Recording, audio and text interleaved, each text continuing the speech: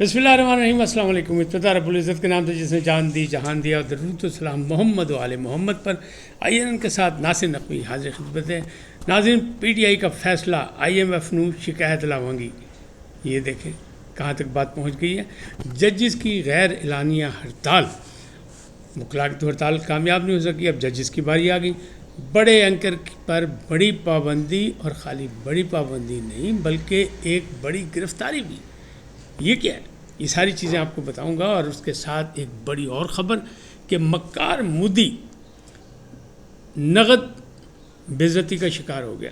कैसे, ये मैं आपको भी बताता हूँ इसकी तफसीलात। लेकिन पहले आपसे गुजारिश कि IN को सब्सक्राइब करें, लाइक करें, घंटी का बटन दबाना भूलें और अपनी कीमती राय का इजहार अपनी शख्सियत के मुताबिक करें।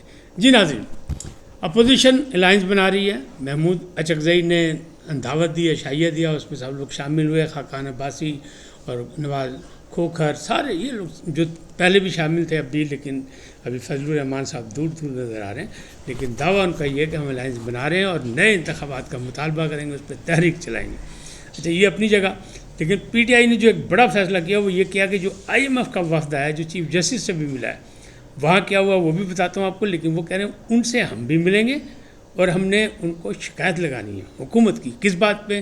कि हमारे साथ ज़्यादती हो रही है। 26वीं तरमीम करके अदलिया का रुख मोड़ दिया गया, अदलिया की शक्ल चेंज कर दी गई। और दूसरी चीज़ ये है कि इलेक्शन में धांधलियाँ की गई, हमारा मैंडेट चोरी किया गया। सारी चीज़ें बताएंगे, यानी शिकायत लावांगे ऐसी।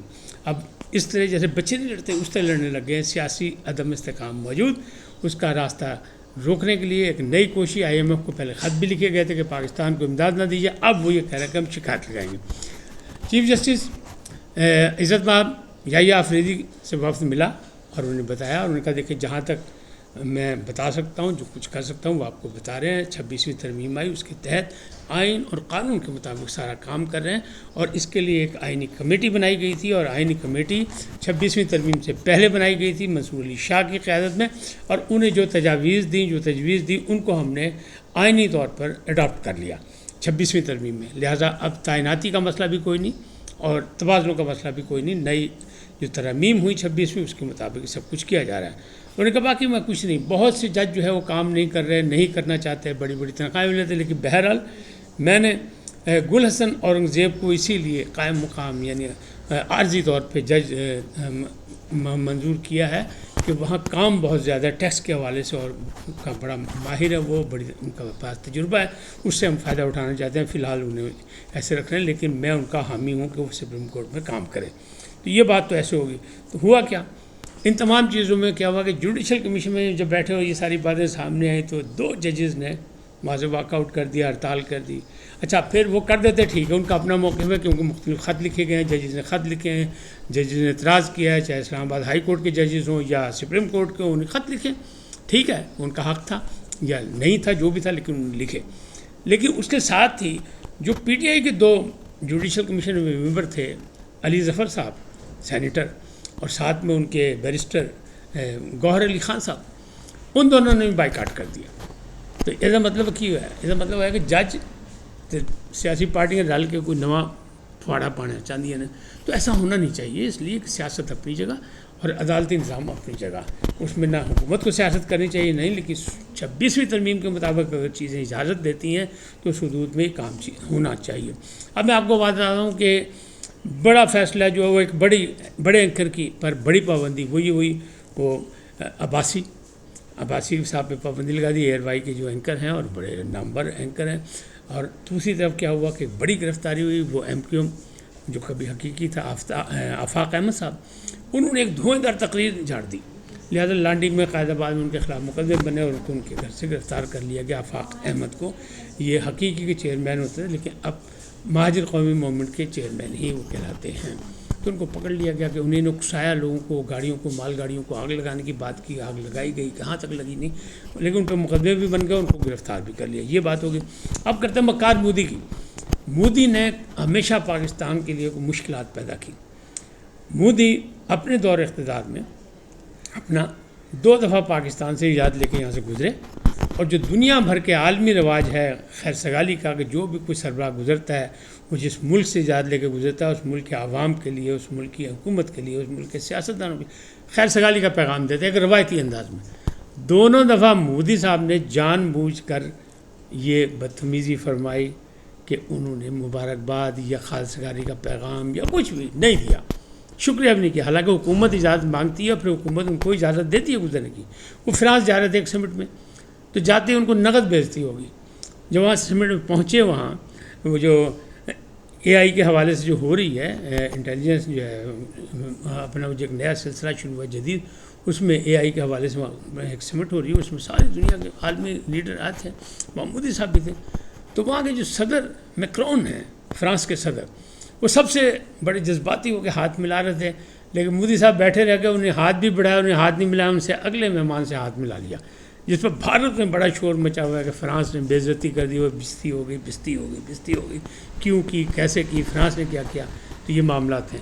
اسی طرح ان کے کینیڈا سے بھی لڑائی چلی، لیکن چل وہ اپنی جگہ، لیکن یہ کام ہوا، یہ فوراً ہی نقد ان کی بے عزتی مل گئی کہ اگر وہ پاکستان کی سرحد استعمال کرتے ہیں 40-45 منٹ تک اور انہیں کوئی انٹرنیشنل حوالے سے یعنی عالمی روایات کے مطابق خیر سگالی کا پیغام نہ قوم کو دیا، نہ حکومت کو دیا، نہ کسی اور انسانیت کے حوالے دیا، تو ان کا جاتے ہی جناب وہاں ایک تو استقبال ہوا کہ ان کے خلاف بہت بڑا مظاہرہ ہوا کشمیریوں نے کیا کہ یہ قابض ہے، یہ دہشت گرد ہے، یہ مقبوضہ کشمیر پر زبردستی کا قابض ہے اور وہاں پہ کشمیریوں کے ساتھ ظلم کر رہے ہیں، تو وہ مظاہرہ ہوا۔ اور دوسری جانب صدر میکرون نے ان کو ہاتھ ہی نہیں ملایا، ان کے ساتھ ہاتھ کر دیا۔ تو ٹھیک ہے، جیسا کریں گے ویسا بھریں گے، وہ تو ہوگا ہی سارا کچھ، تو یہ سارا کچھ ہو رہا ہے۔ لیکن یہ سارے معاملات جو ہیں یہ کس طرف جائیں گے؟ انٹرنیشنلی یا نیشنلی اگر دیکھیں، پاکستان میں سیاسی عدم استحکام ہے، معاشی استحکام ہو رہا ہے، اس کی کوششیں کی جا رہی ہے، لیکن معاملات جو ہیں وہ آگے سے آگے چلتے جا رہے ہیں۔ اب اس طرح معاملات کیسے چلیں گے؟ جب تک سیاسی استحکام نہیں ہوگا تو معاشی استحکام آگے نہیں بڑھ سکے گا۔ اگر ایک سیاسی پارٹی جو کہتی ہے ہم بڑی مقبول پارٹی ہیں اور بڑی اہم پارٹی ہیں اور جمہوریت اور انسانی حقوق کے ہم پاسداری کرتے ہیں، اور اسی حوالے سے ہم IMF کے وقت کو شکایت لگائیں گے حکومت کی کہ 2 سالوں میں ہمارے ساتھ کتنا ظلم ہوا، کتنے انسانی حقوق کی خلاف ورزی ہوئی، انتخابات میں دھاندلی ہوئی، کیا ہوا کیا نہیں ہوا، تو پھر کیا بنے گا؟ ایسے میں کیا ہوگا؟ کیا پاکستان کو فائدہ ہوگا کہ نقصان ہوگا؟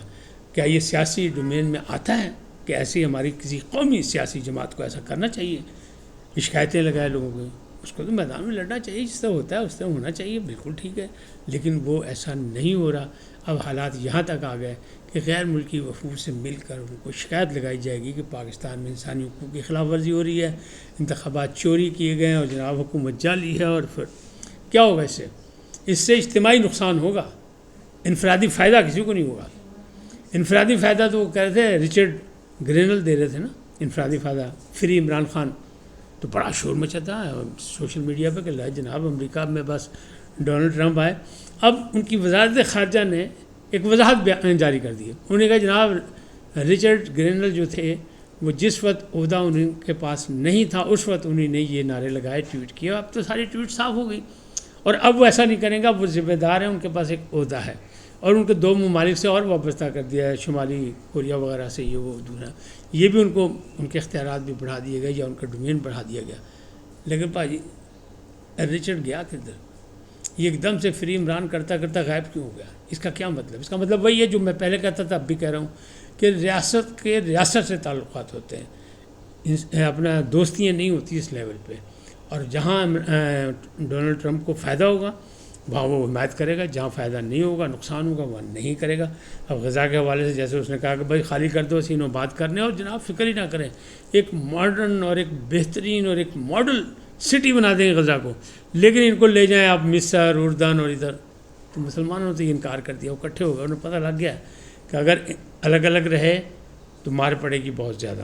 اور وزیر اعظم نے بھی یہی کہا ہے کہ نہیں، ایسے نہیں۔ وہ گئے اس کانفرنس میں، UAE میں جو کانفرنس ہوئی اس میں جا کے انہوں نے اعلان، شہباز شریف نے بھی کہا کہ ایسا نہیں کہ آپ ایسا کہیں اور ایسا مان جائے، مسلم امت نہیں مانے گی، آزاد فلسطین اور دارالحکومت القدس ہوگا۔ جبکہ ٹرمپ یہ کہتا ہے کہ نہیں جی مکہ مدینہ ان کا ہے، وہاں جائیں، یہاں کیا لینا ہے، یہاں کیا کرنا ہے، یہ مسلمان وہاں جائیں، اس کو خالی کریں، چھوڑیں، یہ چھوڑ دیں، تو ایسا نہیں ہوگا۔ شہباز شریف صاحب نے بھی وہاں انٹرنیشنل کانفرنس میں UAE میں مسلمانوں کو کہہ دیا کہ نہیں، آزاد فلسطین اور اس کا دارالحکومت القدس، اس سے کم پہ سودا نہیں ہو سکتا، اس سے کم پہ معاہدہ نہیں ہو سکتا۔ فلسطینیوں کے ساتھ تھے، فلسطینیوں کے ساتھ ہیں، فلسطینیوں کے ساتھ ظلم ہو رہا ہے، لاکھوں جانوں کی انہیں قربانی دی اور ابھی تک وہ غزہ پر قبضہ نہیں کر سکے پورے لام لشکر کے بعد، تو ہم کیسے ان سے پیچھے ہٹ جائیں؟ تمام مسلم امت نے ان کی حمایت کا اعلان کیا۔ اس وقت تک اتنے، پھر ملیں گے نئے موضوع کے ساتھ۔ جاتے جاتے آپ سے درخواست، آئیے ان کو سبسکرائب کریں، لائک کریں، گھنٹی کا بٹن دبانا نہ بھولیں اور اپنی قیمتی رائے کا اظہار اپنی شخصیت کے مطابق کریں۔ سدا سلامت رہیں، اللہ نگہبان۔